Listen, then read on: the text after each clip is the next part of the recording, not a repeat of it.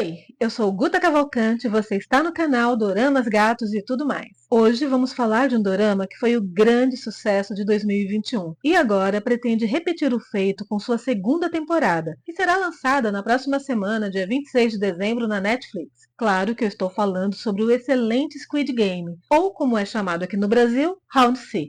No vídeo de hoje vou fazer uma breve análise desse verdadeiro fenômeno cultural. Falarei sobre sua história, seu destaque no cenário mundial e sobre a necessidade ou não de uma continuação. Será o nosso esquenta enquanto aguardamos a grande estreia da próxima semana. Antes de começar o vídeo, quero, como sempre, deixar o meu muito obrigada à Carol do Black Cat Cuts, que é a responsável por todas as edições do canal. E agora sim, vamos falar sobre Round 6. Lançado em setembro de 2021, essa produção sul-coreana foi escrita e dirigida por Hwang Dong-hyuk. Segundo o próprio autor, é uma história sobre questões mundiais e que inclui problemas como a crise financeira da Coreia do Sul. Na época em que escrevia Round 6, ele vivia com a mãe e a avó e enfrentava algumas dificuldades financeiras, tendo até que vender seu notebook, o que fez com que ele paralisasse a escrita do roteiro por um breve período. Então, de falta de dinheiro, o autor entende. E como disse em algumas entrevistas, o sucesso estrondoso de Round 6 não o deixou milionário, como muitos podem imaginar. Segundo ele, o contrato assinado com a Netflix não previa nenhum bônus em cima do faturamento. Sendo assim, ele recebeu apenas o que estava previsto. E é justamente esse o motivo alegado pelo autor para ter concordado em realizar uma segunda temporada: dinheiro. Segundo suas próprias palavras, abre aspas, mesmo que a primeira série tenha sido um grande sucesso global, sinceramente não ganhei muito. Portanto, fazer a segunda temporada vai ajudar a compensar pelo sucesso da primeira. Fecha aspas. Como dizem por aí, sinceridade é tudo. Até porque, ainda se baseando nas entrevistas que Hwang Dong-hyuk deu à BBC, o período de gravações da primeira temporada foi tão estressante que ele chegou até a perder alguns de seus dentes, e isso sim é muito bizarro. Mas seja como for, o resultado foi muito além de qualquer expectativa. Com um orçamento de 21,4 milhões de dólares, valor considerado baixo para uma produção Netflix, estima-se que Round 6 tenha gerado para o streaming algo em torno de 900 milhões de dólares, se tornando já na primeira semana de estreia um fenômeno de crítica e público. Round 6 rapidamente se tornou o programa mais visto da Netflix em mais de 90 países ao redor do mundo, acumulando a impressionante marca de 1,65 bilhão de horas de visualização somente nas primeiras 4 semanas após seu lançamento. Mas o que Round 6 tem de tão especial para chamar a atenção de tanta gente? O enredo é simples e nos mostra 456 pessoas com graves problemas financeiros, do tipo completamente falidas, literalmente no fundo do poço, que são atraídas para uma ilha onde participarão de competições baseadas em brincadeiras infantis, mas cujo preço da derrota é a vida dos participantes, até que reste apenas uma pessoa, e esta sim receberá um prêmio milionário.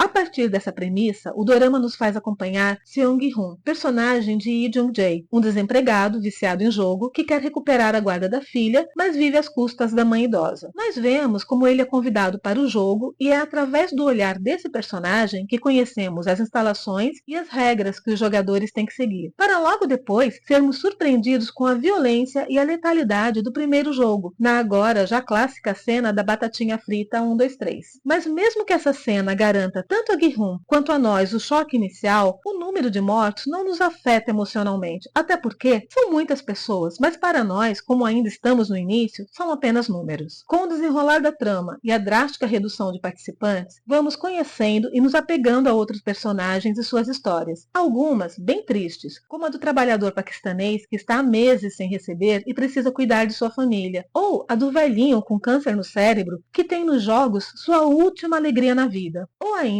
a da refugiada norte-coreana que precisa urgentemente de dinheiro para tentar reunir sua família. Mas temos também outras histórias nem tão tristes assim, como a do gangster muito malvado que deve muito dinheiro para outro gangster pior do que ele, ou a de Sang-woo, amigo de infância de Gi-hun, que é considerado o orgulho da vizinhança pobre onde cresceram por ter se formado e construído uma carreira no mercado financeiro. O que ninguém sabe é que após ter se envolvido em algumas falcatruas, ele está tão endividado quanto Gi-hun. No final, final, o que todos eles têm em comum é uma urgência, um total desespero que os leva a apostar a própria vida em troca de dinheiro. E talvez seja esse o ponto que toque o espectador, porque histórias sobre pessoas sendo colocadas em lugares remotos para serem mortas ou se matarem entre si até que reste só uma, não é exatamente uma premissa original. Já vimos isso até em obras teen, como Jogos Vorazes ou Battle Royale, ou em filmes como A Caçada e Jogos Mortais. Mas em Round 6, as pessoas estão cientes e dispostas a se arriscar para tentar garantir uma fortuna no final, mesmo que estatisticamente as chances de se sagrar campeão sejam bem reduzidas. Afinal, vamos lembrar que no começo são 456 pessoas com o mesmo objetivo.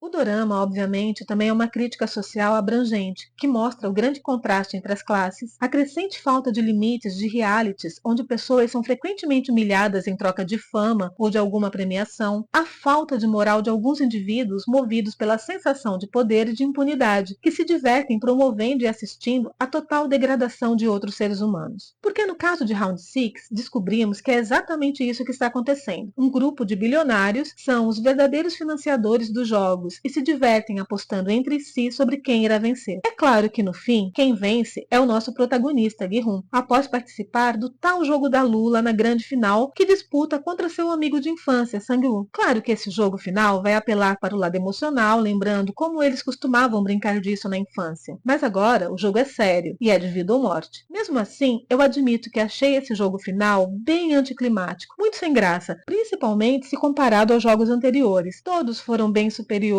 a esse, tanto visual como psicologicamente. Sendo que os jogos tinham sido um dos pontos fortes do dorama até então, sempre criativos e surpreendentes. Desde o primeiro, o da famigerada batatinha. Aí depois tivemos o do cabo de guerra, onde descobrimos que o senhor Olinan, o velhinho doente, não era tão fraco quanto se podia imaginar. Teve o das bolinhas de gude, com as conversas reveladoras, as trapaças, e talvez a morte mais triste do dorama, que foi a do trabalhador paquistanês. E o da ponte de vidro no 8º episódio, que foi absolutamente devastador. Então o jogo final acabou sendo bem decepcionante. Após sair do jogo como vencedor, Gi-hun descobre que o dinheiro não traz felicidade. Clichê, né? A primeira pessoa que encontra é a mãe do amigo de infância que participou da final do jogo com ele. E quando já está se afastando, ela lhe pergunta se ele tem notícias de seu filho Sang-woo. Para piorar, ao chegar em casa, ele encontra sua mãe morta, já que ela não recebeu o tratamento necessário para sua doença por falta de dinheiro. Então, ele fica arrasado.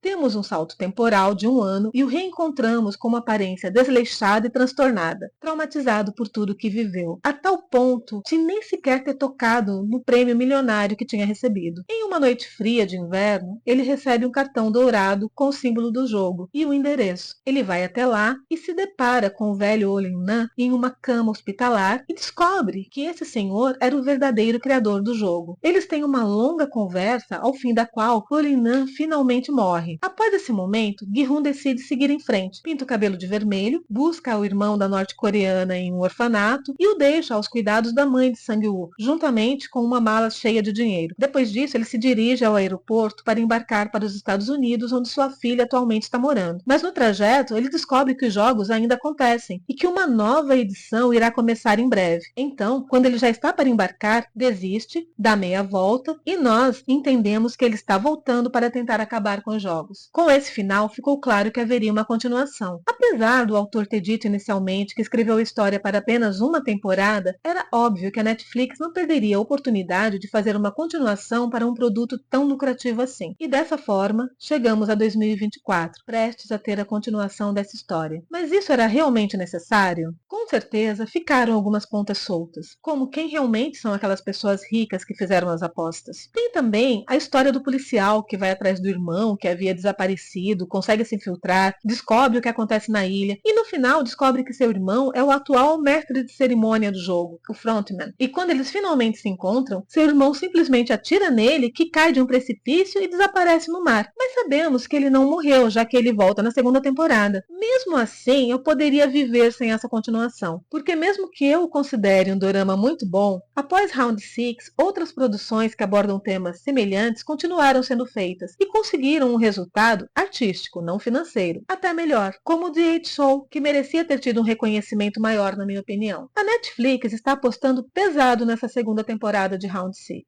fazendo campanhas de divulgação enormes em vários pontos do mundo. Eu, com certeza, vou assistir assim que estrear, e dessa forma contribuirei para que Hwang Dong-hyuk consiga finalmente sua fortuna, sem ter matado ninguém. Mas e você? Está aguardando ansiosamente pela segunda temporada? Acredita que os heróis conseguirão acabar com os jogos? Acha que essa segunda temporada conseguirá repetir o feito da primeira? Me conta nos comentários, bora conversar. E se você ficou aqui até agora, meu muito obrigada. E antes de sair, não esqueça de deixar seu like, compartilhar o vídeo com outras pessoas dorameiras e se inscrever no canal caso ainda não esteja inscrito. Na descrição deixo meu link Amazon e uma listinha de favoritos. Por hoje é só, até o próximo vídeo e tchau!